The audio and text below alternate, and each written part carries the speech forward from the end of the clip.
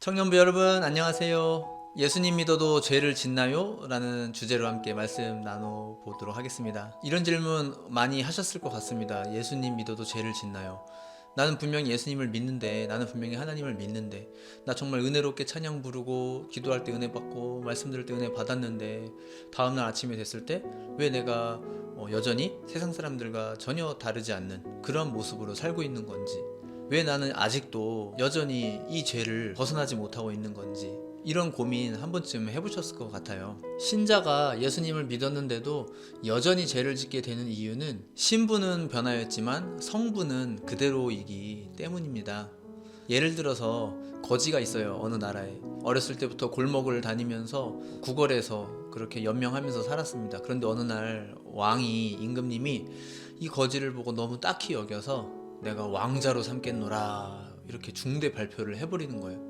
그래서 이 거지가 왕자가 된 거예요. 왕의 아들이 된 겁니다. 이 거지의 신분은 왕자가 된 건 물론 맞지만, 이 아이가 생각하는 사고방식, 생활 습관, 삶의 태도, 관심사, 습성, 이 모든 것들은 여전히 거지로서의 그 모습들이 남아있겠죠. 우리가 예수님을 믿었지만 그래도 여전히 죄를 짓게 되는 것이 바로 이것과 비슷한 이치다라고 생각하시면 틀리지 않습니다. 그런데 여러분, 여기에서 이제 두 갈래 길이 나뉩니다. 신분만 바라보는 길과 성분도 바라보는 길, 이렇게 두 가지 길이 있어요. 신분만 바라보는 길은 자신의 성분에 대해서 덮어놓고 보려고 하지 않는 거예요. 자신의 신분만 보려고 하는 거예요.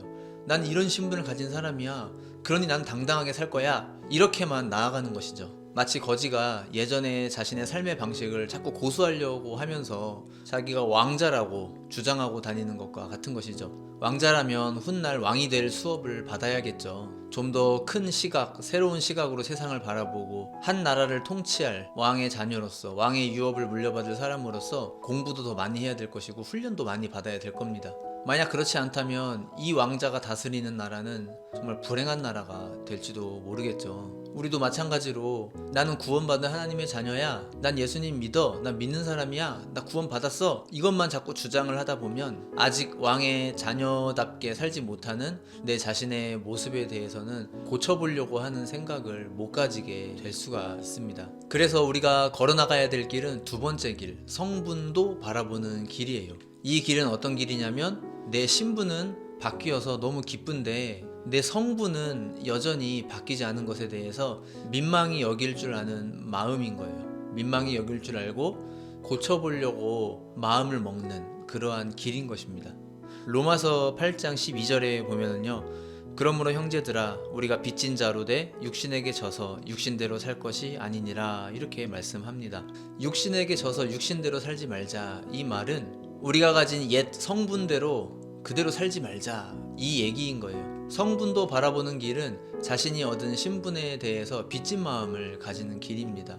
그래서 내가 얻은 이 신분에 맞게 변화하려고, 수업을 받으려고 계속해서 노력해 나가는 과정인 것입니다. 하나님으로부터 늘 수업을 받는 거예요. 내가 왕의 자녀답게 거룩한 것을 좋아하고 선한 것을 좋아하고 아름답게 지혜롭게 향기를 내뿜는 내 주변에 선한 영향력을 끼쳐나가는 그러한 수업을 받는 것이죠.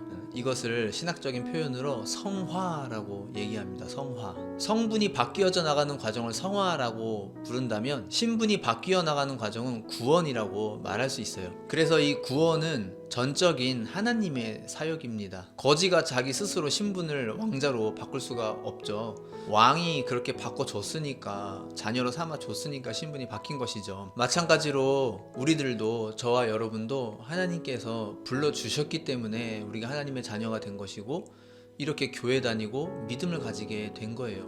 우리가 스스로 믿음을 가진 것 같고 우리가 스스로 교회 다니게 된 것 같지만 그렇지 않아요. 하나님께서 불러주신 거예요.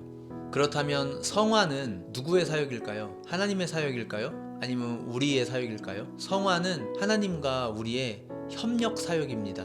왕이 되는 수업에 거지가 열심히 참여해야 되겠죠. 또 그 수업은 왕만이 진행시켜 줄 수 있을 겁니다. 거지는 그 수업을 자꾸 땡땡이 치고 안 받으려고 하는데, 왕이 억지로 그 거지를 머리부터 발끝까지, 그 성분까지 전부 다 새로운 사람으로 바꿀 수는 없는 것이죠. 마찬가지로 우리의 소원과 의지 없이는 하나님께서 우리를 절대 바꾸시지 못하십니다. 하나님 혼자서 우리를 변화시키실 수가 없어요. 정말 변화되고자 하는 우리의 소원과 의지, 그리고 그 변화되는 과정에 수업을 해주시는 하나님, 그렇게 둘 사이에 협력이 이루어져야지만 이 과정이 성립이 됩니다. 그래서 다음 시간에는 이 부분에 대한 내용을 좀 더 나눴으면 좋겠습니다.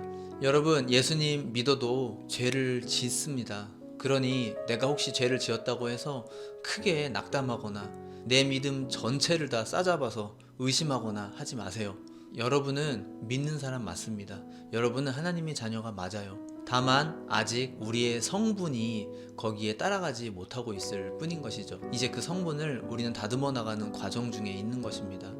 이제 하나님께서 그 일을 진행시켜 주실 겁니다. 청년을 위한 5분 메시지 여기서 마치도록 하겠습니다. 감사합니다.